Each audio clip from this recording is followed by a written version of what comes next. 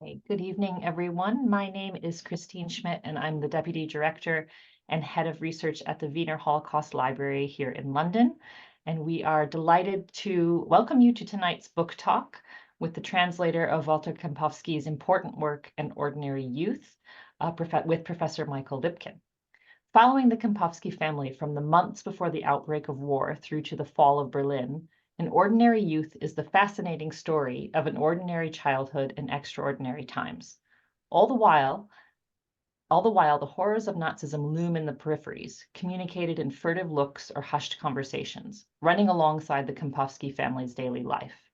The book weaves an impressionistic, expansive, and hugely evocative portrait of wartime Germany and reveals the many forms that complicity can take.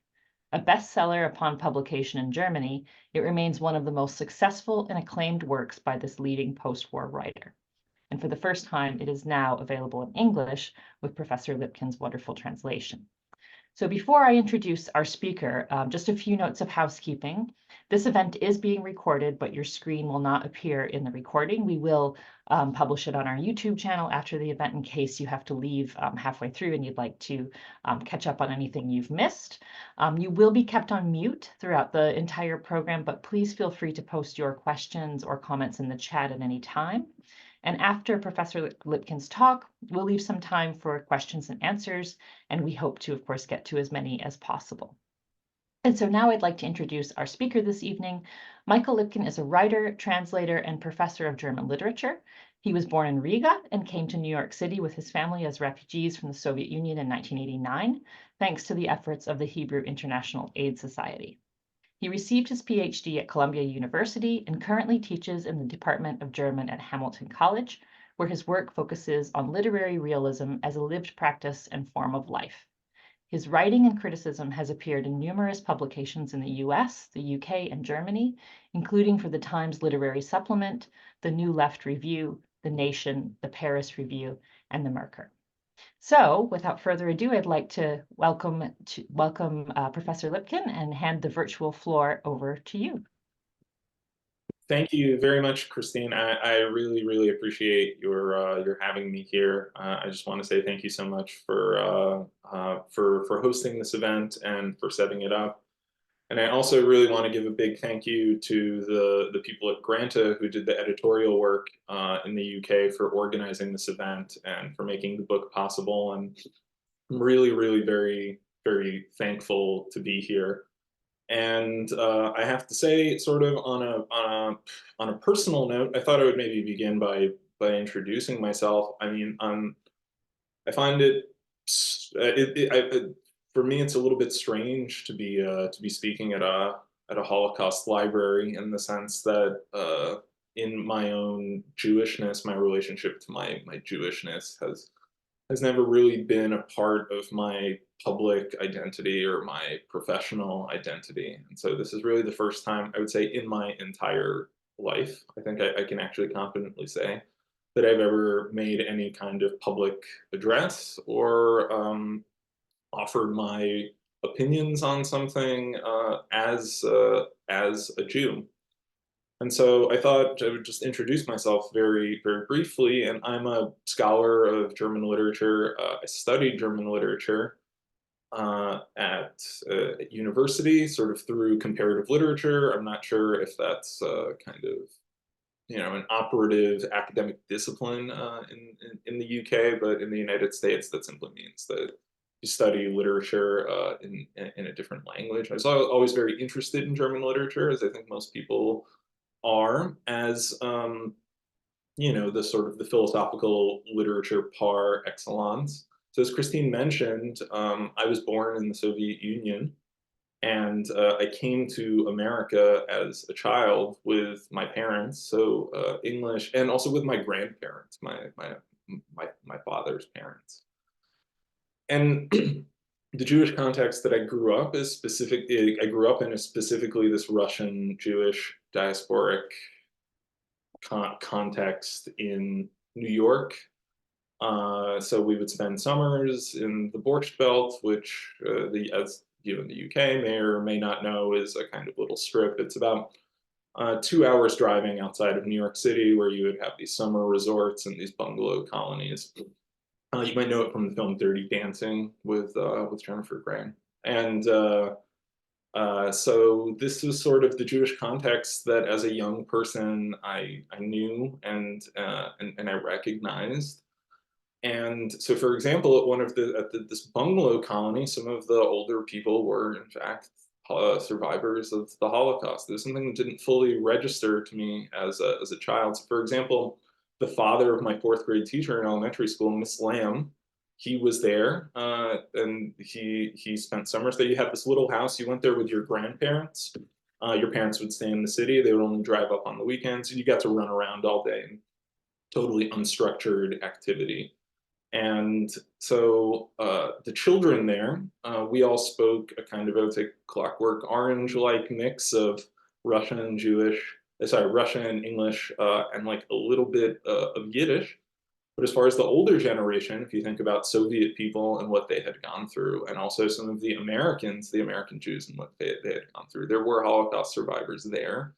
And it simply didn't register, right, in the full enormity of who these people were, because I mean, to some, you could say they were living the lives that the Nazis had wanted to take away from them. You'd see them doing the backstroke in the swimming pool. You would see them playing tennis, and it's simply the full enormity of what those people had gone through did not register to me as a child. But one thing I do remember was the film Schindler's List being screened, right, when it came out, and this being this huge, huge, huge event, and it was very serious. And as far as my own family history, so my father's side of the family is Jewish, and my mother's is not. And so by Soviet standards, they have an interracial marriage, which is very, very strange to think about. And my grandmother was a medical administrator for the railroad in the Soviet Union, and she was during the war. And her extended family was killed during the Holocaust, during the Nazi advance, in pogroms. And this is a history I didn't really know about, didn't really understand as a child, not because not that my grandma kept it from me exactly or from anyone. I think it was, I think, just the past that she was happy to leave, to leave in the Soviet Union, and the idea of having children who simply wouldn't have to deal with the enormity of all of this and what this really entailed. So her first husband had been killed, and this was something I didn't really know until I was a teenager. And she married my grandfather in 1946. And to me, it's the idea of having a child, like, oh, how can I line up to be the details of my life in such a way that we could possibly have children seems like such an enormous and impossible decision. The idea that after all of that, my grandmother met someone, fell in love, and had a child, I find almost incomprehensible. And so I never really connected to this history. I never really understood this history because I find one aspect of this Russian Jewish diasporic kind of life is that, I mean, the people are from places that no longer exist. The Soviet Union no longer exists. So I don't think I just understood the details of my grandmother's life. I couldn't put them together into a coherent biography. Whereas, for example, my girlfriend, my partner, her family, they're from Atlanta in the South and Georgia, and I can immediately tell you who everyone is in her family. I can put it all into a coherent history because it's part of a history I've been socialized into, which is American history. So in this particular context, the idea of German literature has this really, really ambivalent and really ambiguous kind of position, in that there are people my grandparents know, my parents know, who would simply say, I have no desire to ever read a word of German, ever, period, right? If Germany were turned into farmland according to the Morgenthau plan, that would have been fine. And I simply never want to hear the German language. In fact, no Jewish person should ever learn the German language. On the one hand, I think this is in my opinion, a totally understandable reaction, a totally understandable, deeply, I'd say, sympathetic way of dealing with that history. On the other hand, when I think of my grandfather, I would describe him, he was kind of, he was a bit of an oddball. He was kind of, I'd say, a self-styled intellectual. And I think he belonged to another kind of Jewish tradition, Jewish approach to Germanness, which believed that the cultural achievements of Germany were not, in effect, really German at all, but belonged to a common humanity. And so the idea that you would read Kant, I mean, I don't know that he ever read Kant, but he was aware of Kant as a person worth respecting, and Hegel, and that you would listen to the music of Wagner, which we had on a little cassette. I mean, these are all things my grandfather was open to and never really sort of put in the context of Nazism and the Nazi invasion of the Soviet Union. And so that, to some extent, that's always informed the way I think about German literature and my approach to German literature, insofar as, in some ways, right, I think of Germany, and I find it hard not to think of Germany as the land of the perpetrators in some respects. But on the other hand, I would say I personally, on a personal level, connect very, very deeply to the German Jewish tradition that existed before the Nazis, which I think can be compared favorably to the Renaissance as a time of intellectual, artistic, and scientific flourishing. And so when I read, for example, Isaac Deutscher, the biographer of Trotsky, I read his book, The Non-Jewish Jew, which is about Heine and Trotsky and Rosa Luxemburg, and the idea that the Jewish position in German society specifically, its outsiderness specifically pushes towards and allows for the articulation of the project of a common humanity. That's something that resonates with me very, very intensely. And it was something I thought about when I transition to this book, Kempowski's book, which is a book that is about Nazi Germany and is therefore about the Holocaust. Although Jewish people and the Holocaust itself are mentioned, I would say they're present in very much in their absence. And I'll say a little bit about Kempowski, but he was above all, among other things, he was a diarist, and in his diaries of the wall and of reunification, he talks about reading a book it was a memoir by an English bomber.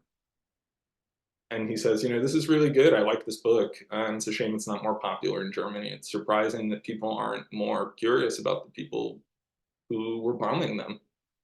And to some extent, that's how I feel about this book, which is about, it's an autobiographical novel about Kempowski's family. I mean, I think aspects of it are clearly fictionalized, clearly constructed, but I think much of it is very autobiographical. That follows his family from 1939 to 1945, and specifically follows their life in Rostock, in Germany.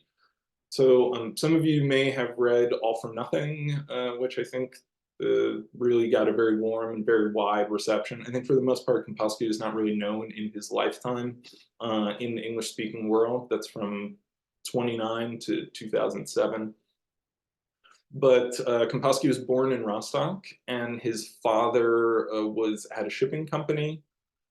His father fought on the Eastern Front, I believe eventually died on the Eastern Front. And then as a young man, Kempowski and his brother were sent to prison they were sentenced to prison for 25 years, but they served 8 by the Soviets because for engaging with the Soviets, considered espionage. So he spent this time in Soviet prison, and that became Kempowski's first book, which he wrote in his late 30s, called A Report from the Cell Block. It was published in '68, and it was really not successful because it went very much against the mood of the time in Germany, because nobody in West Germany, I mean, the sort of the left, the student demonstrators, nobody wanted to think about the Soviet Union or East Germany or communism, right, as a totalitarian state. And then it's simply, nobody in East Germany wanted to think about the Soviet Union or East Germany as the kind of place where people went to prison for practically nothing. So the book was really not successful. But then This book, which was published under the title Tadelloser and Wolf, I'll get to that in a second, and why we changed the title for the English version. That book was a huge hit. It was, and then it was a hit, a large hit. And then there was a film version in 1975, and that was, so those two things together made it a very huge hit. And I think the book's politics, which are on the one hand, I would say deeply, deeply, deeply critical of the bourgeoisie, so it's specifically about the bourgeois life, upper middle class life in Nazi Germany. But on the other hand, there's a really, really, really strong element of nostalgia in the book, which really, really, really lovingly reconstructs this family context. I mean, it's full of references, it's full of little details, it's full of all kinds of things that if you were alive in Rostock at the time, you would say, I remember this, you know, I remember this. And so he had this readership, Kempowski did, of people who really, despite the ostensible politics or orientation of the book, I think were very happy to kind of go back with him. And I think the film version specifically actually does a really good job.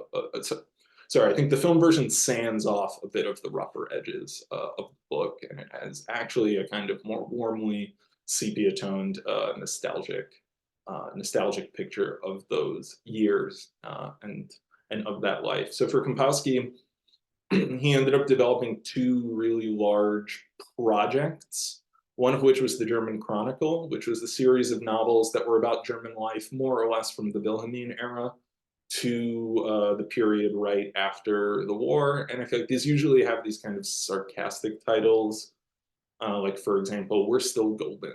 That's from a quote his mother had when the sort of the Red Army rolled into Rostock, where she said, "As long as you don't have TB or gallstones, like we're still golden."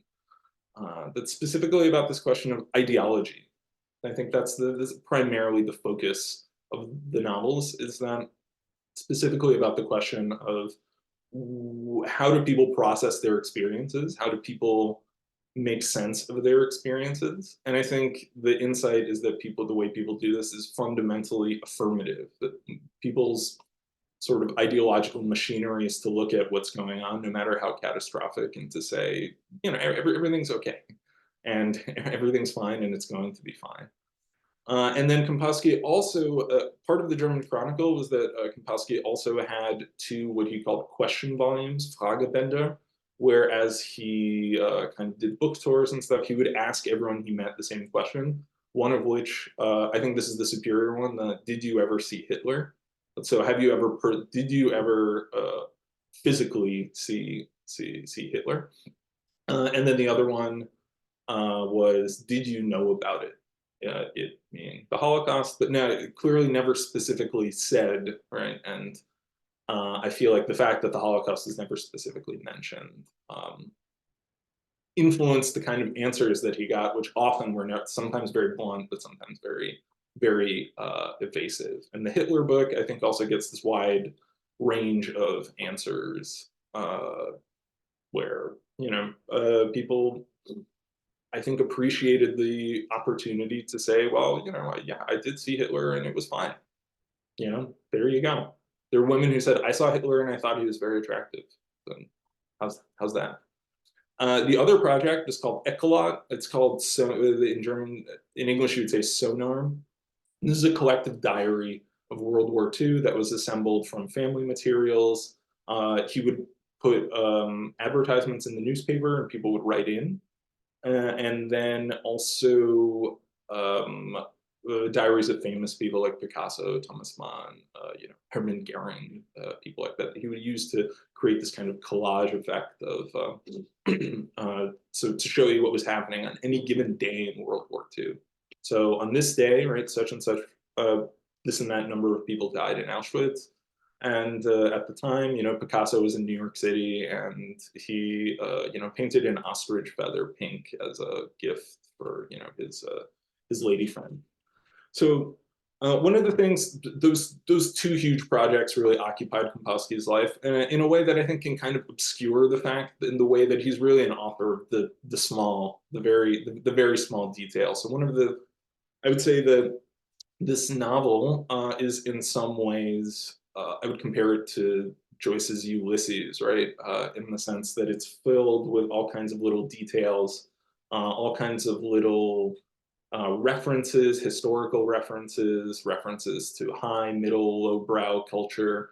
And there's also a lot of family jargon, including the title, Tadelloser and Wolf, which is the sort of verbal tick his father had. This made me think of my own father, who actually has all kinds of sort of weird jargon he kind of uses. It's a combination of the word tadellos, which means flawless or great, and then a cigar brand called Loser and Wolf, which he liked to smoke.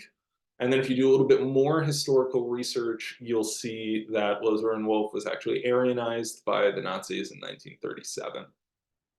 And so this constant, right, there's this sense in the novel as he depicts this family life of being constantly surrounded by historical signs that were, that's, I think, the basic sense of the realism. There's the sense that we're surrounded by historical signs that we have to investigate and interpret in a situation in which the catastrophe is constantly at the door, right? There's this time pressure there's this time pressure as well. And so I just want to give you guys an example of that. I wanted to just read you very briefly just the passage from, I want to read you, yes, just a brief passage. This is from the 11th chapter, where just before the war breaks out, Walter, the protagonist, his grandfather died. And his grandfather was kind of a bon vivant, and he has, it's implied, right, that he died of complications from syphilis. So he was kind of dissipated sort of guy. Juniper, medlar, and white cedar were in the old cemetery, which was laid out like an accounting book, each grave beside the next, listing the names of the dead. In the new cemetery, the graves lay tucked away in enclosures like parks.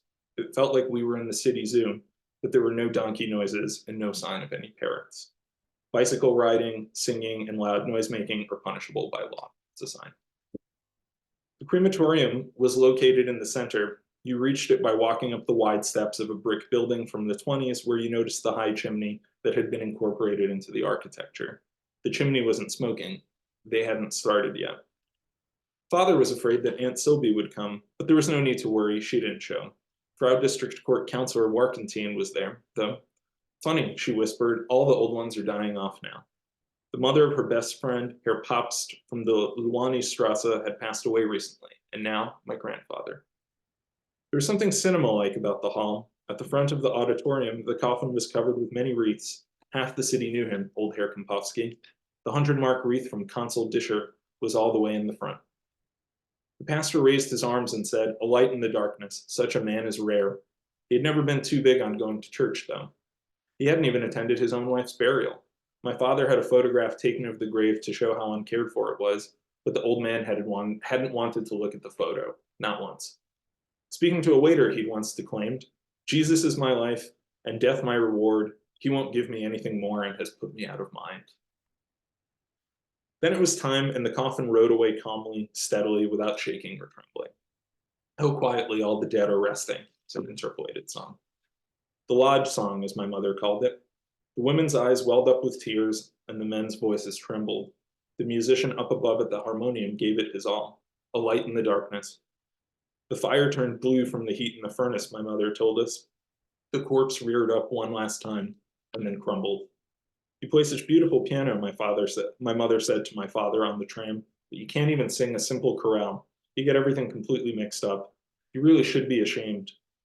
After military funerals, they played the most cheerful marches, my father told us. They start with funeral marches, but then once the dead man has been buried, everyone must sing and be merry. So one of the things I wanted to I wanted to emphasize two things about Kempowski's realism, and that here you have this really striking description of his grandfather being cremated, which resonates, of course, with the image of crematoriums at the death camps. And one of the things that I found especially striking here, right, is that the connection is not explicitly made. And so when I was looking at the jacket copy, some part of me winced a little bit because it sort of suggests that the book is a little bit more sentimental than it is. In that it's about, oh, a family that is sort of reacting to the rising intolerance in Germany. And that's kind of not the case in the sense that the family never really reacts to anything. So the home context, the sort of the veil of ignorance in which there's this very obvious connection to be made between the crematorium, one crematorium and another crematorium. Well, perhaps they don't know, who knows, perhaps. But there's all kinds of other connections, right, that are never really made. And I think what's also very telling is that the novel is from the perspective of a child. And once again, the jacket copy kind of makes it sound like it's, the boy with the striped pajamas or something like that. But that's also not the case, in that as a narrator of Walter as a child is, well, he's like most children are. He's selfish. He's concerned primarily with himself. He's naturally deferential to authority, but at the same time, he kind of acts out all the time without really thinking about the contradiction between the two. Periodically, he's kind. He shows, and he doesn't. He's not cruel. He has Jewish friends, for example, and the book never does the thing where it's like, oh, all of a sudden the Jewish friends disappear, and he's like, what happened here? They disappear, but everybody else disappears too. Everybody flees the town, right, because it's being bombed.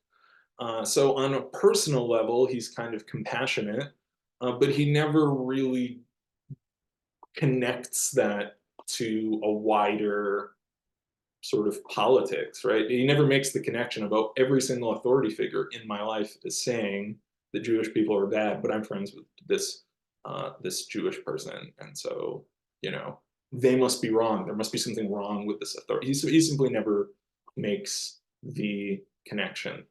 And I think the book kind of gets at something to do with the book in that way becomes a reflection on two things, which I'd like to emphasize here. One is ideology, and the other one is historical thought. And so I guess to make a brief remark about ideology, I mean, the book, in my opinion, is really in conversation with works of political philosophy, like from Hannah Arendt or Franz Neumann. These are Jewish people, worth emphasizing, who were abroad, because this was not really the tenor of the conversation in Germany, where these books specifically dealt with the question of how totalitarian was totalitarian fascism, right? To what extent was resistance possible? How consistent was the ideology? So in Arendt's argument, as some of you may know it from On the Origins of Totalitarianism, which I think has really enjoyed a kind of resurgence lately, I mean, Arendt's whole characterization of ideology is that it saves you the trouble of having to think. Ideology is simply pure logic. It's like math. And so she quotes the famous line from Brecht's The Measures Taken. So he who says A must say B. You say A, you have to say B. And so she says that's exactly what an ideology is that it relieves you of the responsibility of independent thought. And so what distinguished Hitler and Stalin, even in their sort of respective party apparatuses, was that they were the most inflexibly ideological, the most inflexible, ironclad appliers of this logic, right? So Hitler refused to make plans for Germany's post-war survival because he just said, look, Germany has lost the struggle between races and doesn't deserve to survive, right? That's how extreme he was. And so in the novel itself, there's a certain you see this ideology at work in that every single person in Walter's world is constantly sort of parroting Nazi ideology. So the school, right, they go on these nature hikes where it turns out, oh, there's a Nazi take on every okay, in the sort of the Nazi universe, there are certain plants are favored. It's like, oh, this is the Aryan plant, and that's the Jewish plant, like for example. So all around him, right, you see right, the ideology is constantly repeating itself, and that's something that the book emphasizes. This made it a bit difficult to translate in its constant use of reported speech. So German for reported speech switches into the subjunctive, which emphasizes, right, that a statement is neither true nor false, but somebody else said it. So in English, we sometimes do this, right, when we say, she said she was coming. So what she really said was, I am coming, but we change the tense to indicate, right, that it's attributed speech. So the idea is, well, there's this constant ringing of dialogue that is not dialogue in the true sense of the word, like I'm speaking to you and I'm expressing my I'm expressing my feelings. I'm trying to share something of my interior life and my thoughts with you. It's not real dialogue. In fact, right, they're simply detached statements, detached speech acts that kind of float around and echo to one another in this world, right?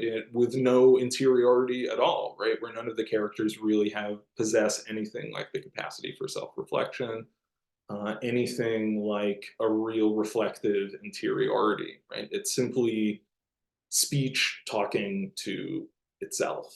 And so, from one perspective, you could argue that the book is really, the book captures from somebody who lived through it and somebody who was really embedded, I'd say, in the world of fascism in a way that I think many of the writers who write about fascism were not. So, for example, I mean, an author like Peter Weiss, who wrote The Investigation, that's a play collaged from dialogue from the Frankfurt Auschwitz trials. And Weiss did not grow up in a fascist context. And so, to some extent, there's a limit to what he can really say, right, about what it's like to inhabit the world of fascism. And indeed, in most of his books, fascism is kind of more of an idea than an actual habitus. And so here we get the sense that there really was no way out, right? This was a structure, this is a way of living that simply squeezed the interiority out of people and replaced it with just this kind of endless chatter, just an ideology constantly talking to itself. On the other hand, if we think about this from the perspective of, for example, Franz Neumann, right, who's a member of the Frankfurt School, his book Behemoth. So Neumann made the opposite argument, which is that, in fact, Nazi ideology was totally unstable and is completely incoherent, because if you think about the material demands of Nazism, it had to balance between sort of various power centers, including the party, and then you had big business, the civil service, the military. And so Nazi ideology was constantly changing. It was totally incoherent. It was fundamentally contradictory, and it was in a state of constant revision. And then, so one thing that you see, for example, is that nobody, not a single character in the book, ever kind of exactly gets the message right. And so, nobody in the novel is completely and totally a Nazi, right? It's simply, the ideas are simply floating in the air. So Kempowski's older brother likes listening to jazz, something for which he's kind of berated by passersby. His mother, there's a period where a worker from the shipping company, a young Danish man, is living with them, and he kind of courts Walter's sister, and then he's locked up briefly by the Gestapo because he's been marking which buildings have been destroyed on a map, and so the Gestapo considers this an act of espionage, and so he's thrown into prison. And then Walter's mother goes and demands that he be released, and she's constantly sending him food in this sort of very silly and naive way, but he is eventually released, right? And so in this particular case, right, there is no, specifically in this context, the bourgeois context, and these are people who believed that they were above Nazism, right? Nazism was too coarse for them. This really is right, there's this sense that ultimately, in the end, right, ideology, it's kind of like a beam of light that passes through the fishbowl of the life world. And so life is simply too chaotic, people are too strange for ideology ever really to get a firm and tight hold on them. And that's where a lot of the book's comedy comes from. The book has, I think, a really dark and bleak sense of humor. And you could also think of it in that way as, as for example, and one other aspect of it, if you think in sort of like this gibberish phrase like Tattleloser and Wolf, everything's okay. It's like yippity skippity, fine and dandy. Is that ideology also has to pass through language. And you could see Kempowski as kind of belonging to a postmodern kind of deconstructive tradition, which emphasizes the playfulness of language, the elusiveness of language. There's tons of punning throughout. Everybody is always punning. His father is constantly punning in this way that makes the translator's life completely and totally miserable, I would say. And so you could see the book as really being interested in this context between life and ideology in that sense. On the other hand, we're now on the third hand. There's three hands here. You could think about the book as saying something about ideology to the extent, well, that's exactly how ideology works, right? If somebody came up to you, or if you were listening to somebody and they said, well, I'm a Nazi, here's the Nazi message, they wouldn't be very credible because you would think of them as an ideologue. But so the way that ideology completes itself, the way that ideology gets a foothold onto reality is precisely always by veering away from message, you could say. You know, that ideology circulates precisely by never appearing to be ideology, precisely by taking on incoherence. So most people don't think of themselves or their parents or their loved ones as racist. And they would say, well, how can my father be racist? He owns a car dealership and, you know, he has several black employees, right? So that's that. And I think that to some extent, right, the book, you could see the book as being a study of exactly, right, the relationship, the kind of dialectical tension. Right, that's a needlessly scholarly word, but you could say the contradiction, the fundamental tension within ideology between its ironclad logic and the fact and just the simple chaos uh, of life. It reminded me, so when I was in high school, I saw the film, I don't know if any of you have seen it, the film American History X with a close friend of mine. So we went and saw it. It's a film where Edward Norton plays a sort of a recalcitrant skinhead, a neo-Nazi. And then at some point in the movie, he kind of recounts, right, how he kind of learned the error of his ways. And so he went to prison where he became disillusioned with neo-Nazism. And then he befriended an African-American inmate and they became friends. And I remember walking out of the movie with my friend who sort of scratched his chin and said, you know, in real life, he would have been friends with that guy, continued being a neo-Nazi, a Nazi in the contradiction. And I think that's basically the humor of that's exactly what the book itself seems to be kind of getting at, which is that the nature of ideology itself, perhaps, is that it allows room for, it allows that kind of wiggle room, that its functioning precisely demands and requires that kind of wiggle room. One other thing that I wanted to mention, specifically with the book's relationship to the Holocaust, is this question of historical thinking. So, which is so if you think about the context of the book, it has kind of a sarcastic subtitle, bourgeois novel, in that it's about the bourgeoisie, the upper middle class, who, you know, popularly in the popular sociology of fascism are believed to be the last people onto the Nazi bandwagon, right? Nazism is believed to be a petit bourgeois movement primarily, that then made an alliance with the aristocracy. But I think to some extent, Kempowski is drawing on the long bourgeois tradition here, the tradition of the bourgeois novel in Germany. So if you're thinking about a family in northern Germany and then the way that it falls apart, I mean, to most English language readers, that would mean Buddenbrooks right away. But I think there's also a really good comparison to be made to the novels of Theodor Fontana, who wrote Effie Briest, which you may know from the Fassbinder film version, Irretrievable. They're novels about the Prussian aristocracy, the Prussian nobility. And that usually at moments of historical crisis. So right before the Battle of Austerlitz, for example, or his last novel, The Stechlin, which is sort of the aristocracy right at the moment of the rise of social democracy. And one thing that Fontana's protagonists always have is that they're not very bright. They don't pick up on things. They don't pick up on signs.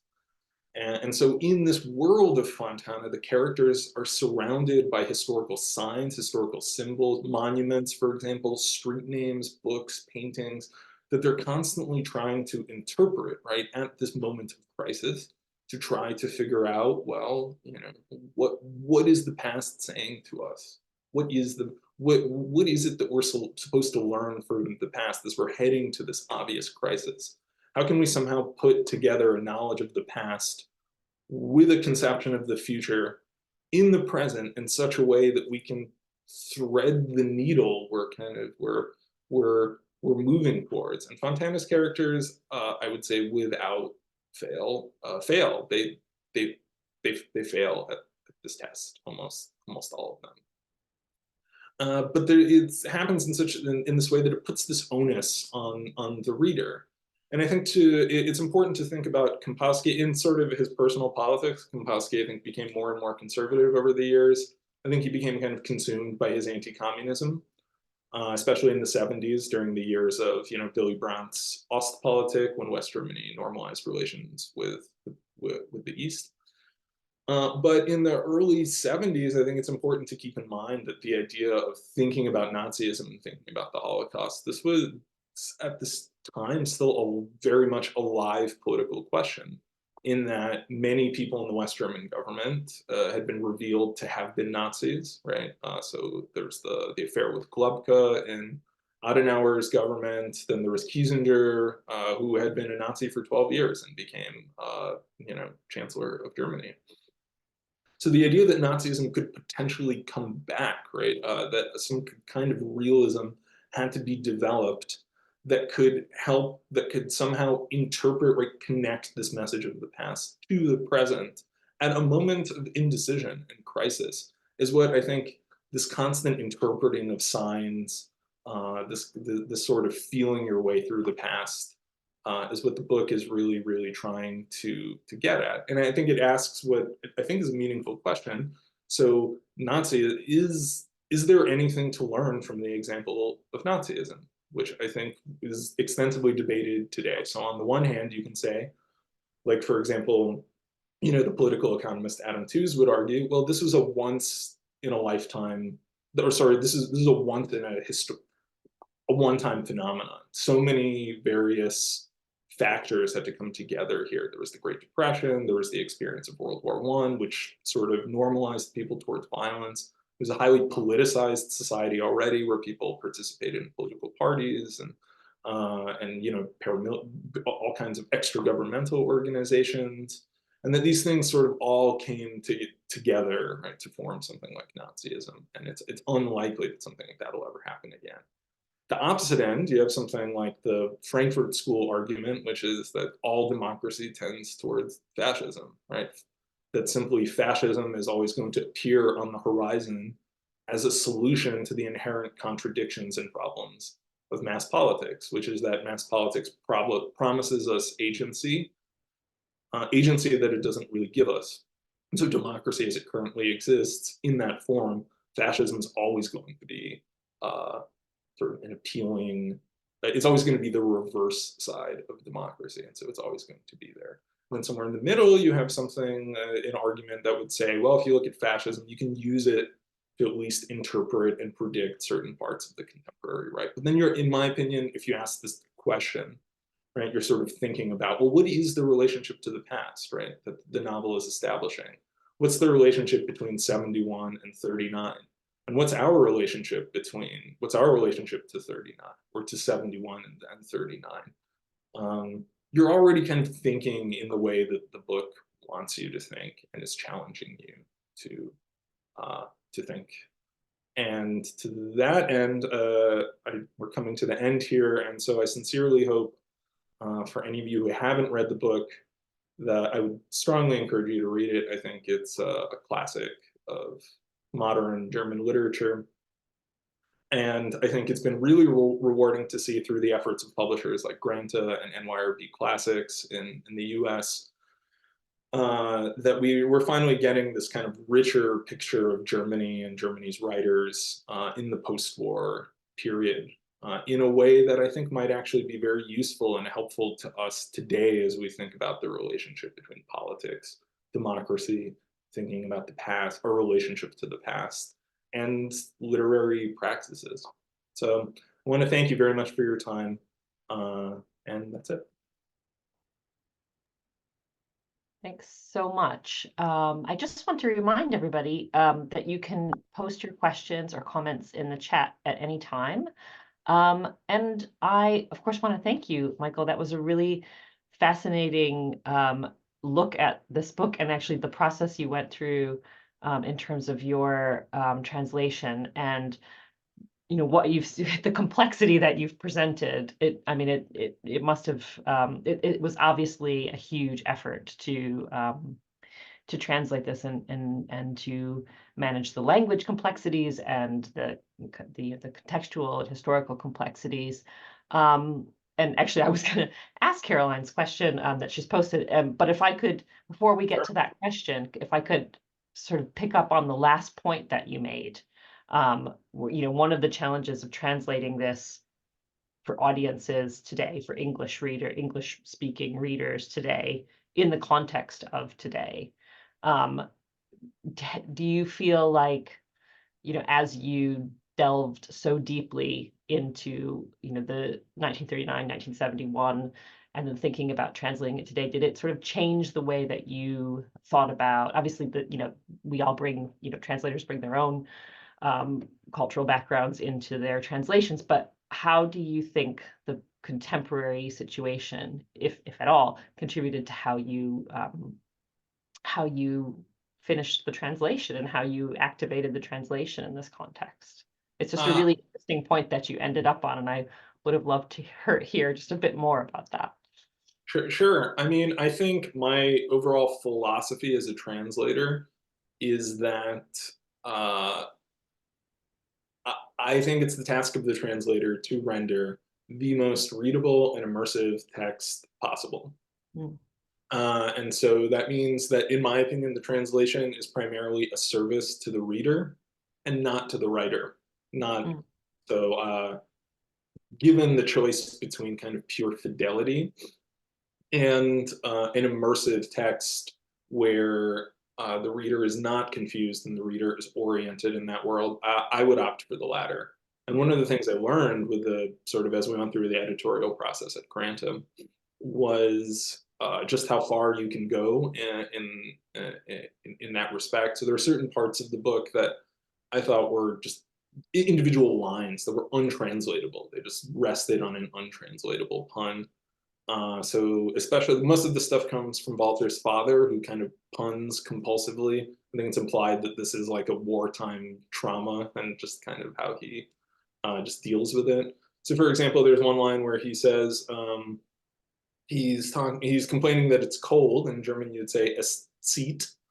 And then he goes off and starts talking about a biography of the social democrat Louis Zeitz. So he's like, speaking of Zeet, what happened to that book about Louis Zeet? To me, that's not translatable. Just simply saying, indicating to the reader that that is in the book is not useful. And in fact, it pulls the reader out of the novel. So I guess this question of now and what the book is supposed to do now, my feeling was that by making the novel as immersive as possible, I thought that would be the best way to make the reader as receptive as possible to what the novel was trying to do on a kind of technical political level. That the more immersed the reader would be, the more the techniques, the kind of perception shaping power of the techniques would be more likely to take hold, because otherwise I was worried about the effect that this would be it's like, oh, this sounds translated, and so that pulls me out of things I read.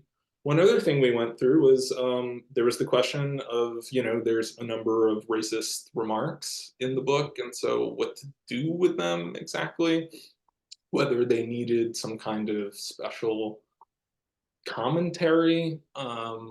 So one thing in German studies I would point out is that, as in other aspects of sort of in the American culture industry, right? In German studies, there's an interest in anti-racism, anti-racist pedagogy, and specifically kind of the position of Black people in Germany, and what that has to do with kind of in a sort of course of study that's parallel in some way to the study of the Holocaust.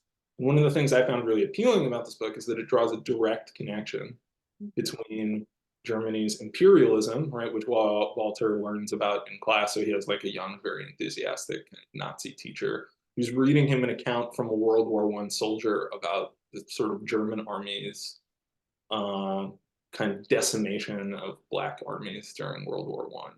And so he draws this direct connection between the Wilhelmine era and the Nazi era, between Germany's African imperialism and the Holocaust, in a way that I think even sort of, that I think is very emphatic and goes farther even than arguments people would make today. So there was this question of, well, there's these racial slurs in here, and what should we do with these? But I think we agreed that sort of they were doing something really powerful in the book. They weren't gratuitous. So that was another contemporary consideration that came into the picture. Thank you. That's really helpful. And now to get to Carolyn's question, and this maybe is related. What was behind the decision to translate the book now, and how did you come to this project now? People really liked All for Nothing. I was genuinely surprised. I'd written an article about Kempowski for The Nation in 2014, and I think people, I think the image of Germany in decline, and there's something about the grotesque strangeness of fascist life. There's this, I think, incredible magnetic power of this sort of graphic depiction of what I think can pretty earnestly be called the worst society that's ever existed on the face of the earth. And so with All for Nothing, which is about the kind of lower, very Fontana-like context, the kind of high bourgeois, lower aristocratic context at the end of the war, these people who are in their kind of villa, their Schloss, waiting for the war to kind of end in Germany, to collapse onto them. I think that captured the mood of the times very much. I think in the kind of post-Brexit, post-Trump, AFD kind of, Georgia Maloney era.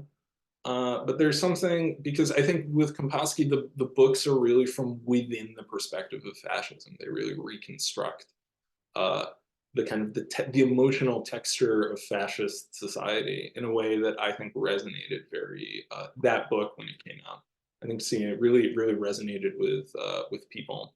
And so with this book in particular, I remember thinking, wow, it's surprising that that's the Kempowski book that really caught people's imagination, because I think this book is on just the level of artistic achievement, on the level of style, really at a kind of much, I thought at a much higher level. And also the book is extremely successful in Germany in a way that I think, I mean, it's hard to tell to what extent books sway people politically, but I think to some extent, Kempowski was able to find an audience precisely because he didn't put himself across as a political person.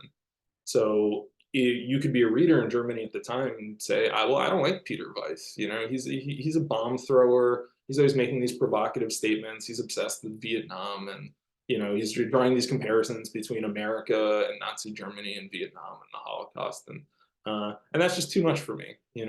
But you could open this Kempowski book and sort of be like, I remember this. Yes, like that's what it was like, in a way that would potentially get you thinking. In a way that would get you thinking about the past and your relationship to it. And I think to some extent, that's kind of what caught the book. I would say that the book advances a credibly political realism that doesn't fall into any of the aesthetic traps that political literature often falls into, which is that sense that it's hectoring you in some way. The sort of the politics, the perceptive change the book is trying to bring about comes out organically from the stylistic choices itself, from the inner tensions of the novel itself. And I think that is what made it so attractive. And so I thought, well, okay, if people like Kempowski, very much to my surprise, never imagined he would find an English language readership. I was like, this is really the one. This is really, in my opinion, a classic of the post-war German period. Thank you. That was really wonderfully stated. And obviously that comes through with a really good and very careful translation like you've done. Oh, thank you. Thank you. Just to jump in, there's a question by John about translated German novels written in the 30s and 40s, which gives us kind of insider view of the Third Reich. And he's mentioned Hans Fallada, which I was actually thinking about too during your talk, and recently read Berlin Finale. But who else could you recommend? And also thanks you for your interesting talk. Yeah, thank you. Thank you. I don't think you can recommend anyone but Fallada. And I think to some extent, I mean, this is a little bit embarrassing to say, but in my education as somebody who studies German literature, Nazism, the Third Reich was just this massive black hole for me, the 30s and 40s, just because yeah, I mean, I don't think I could have told you a lot about the concrete history of Nazism, right? A lot about the particular history of the Holocaust itself, just because the Third Reich was a massive intellectual black hole, and anybody with any kind of talent, anybody with any kind of ability, left immediately, or no, very, very soon after, just because I think it was made very clear precisely what was going to be demanded of you if you were going to stay.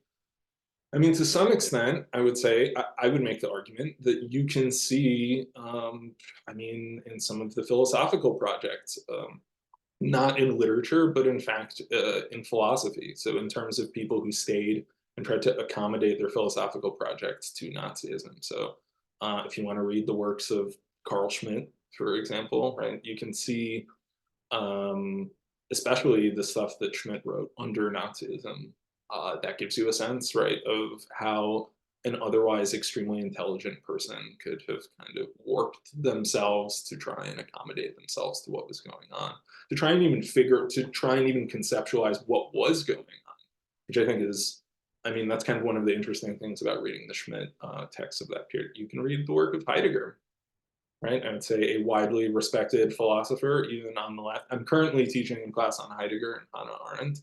But one of the interesting things, you could see Heidegger's work, especially in the 30s, his lectures on Nietzsche, as some kind of accommodation with Nazism. You can read the talk he gave as the rector of Freiburg, exhorting students to support Hitler in using his own philosophical language. But I think as far as literature and publishing, there was simply no avenue at the time. And so many of these projects tend to be in retrospect, except for Fallada, who kind of does his own thing and somehow managed to hoe his own road, I would say. Thank you for that. So we've got two more questions, and then I think we'll probably be out of time. But if you could just give some examples, this is for Nicola, of other untranslatable sentences you decided to omit to avoid distraction and confusion.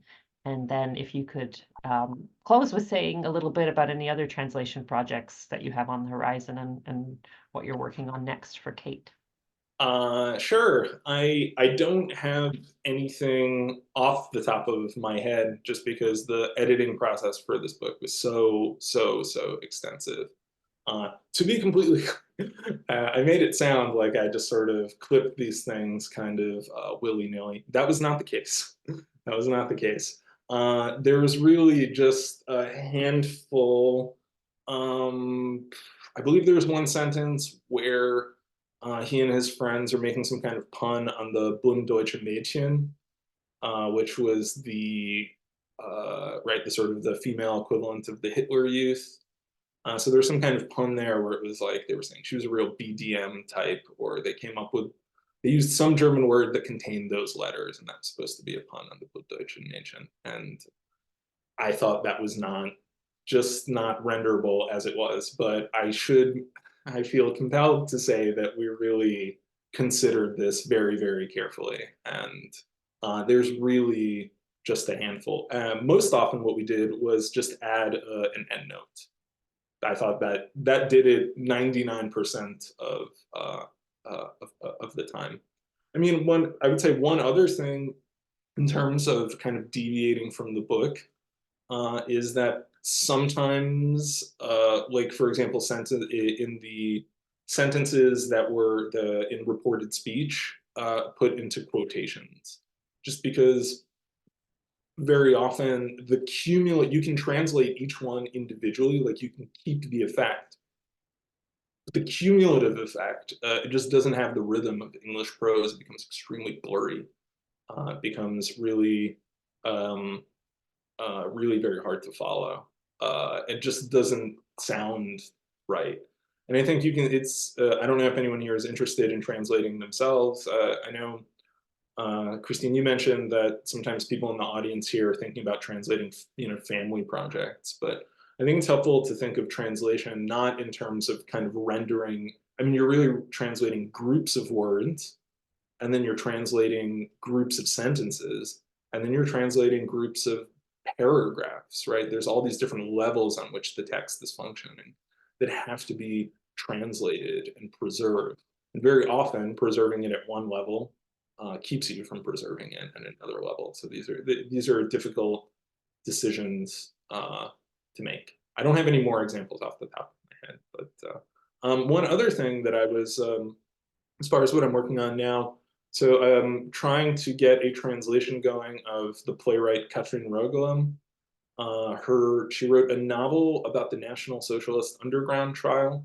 And so, not that this is my sole concern, but this was it was kind of a trial of the century sort of thing of a neo-Nazi group that had committed these murders of Turkish shop owners.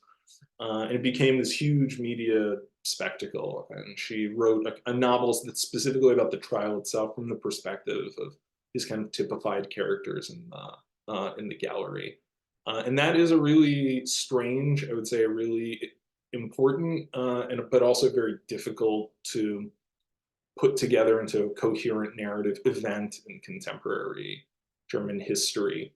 I would say it's something like the Kennedy assassination in terms of the way the sheer amount of information available about it somehow makes it impossible to cohere into a narrative, and the specific the political questions that it raises, because it turned out that there might have been complicity on the part of Germany's security services. So I'm hoping I applied for a grant to translate that novel, and then at some point in there, I'll have to write an academic book based on my dissertation. So it's going to be a busy year. If there aren't any more questions, I did just want to thank everybody for having me, and just to say what an absolute pleasure it's been here. I was And just realizing that I hadn't put the link into your books. I was just searching for it really quickly in case anybody hasn't purchased it yet or hasn't had a chance to.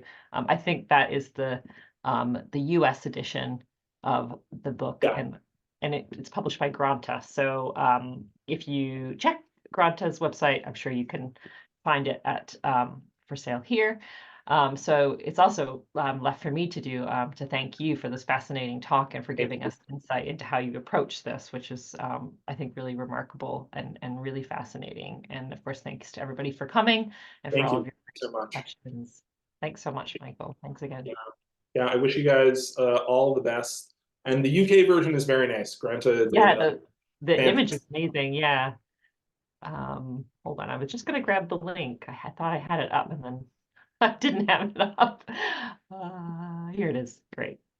I'll just drop that in for everybody who's still here. Great. Thank you. Thank you so much, Christine. Thank you again. I'd like to, and I hope everyone here has a great evening, and I'd like to wish you all the best. Thanks, Michael. Have a good evening. Bye-bye. Bye.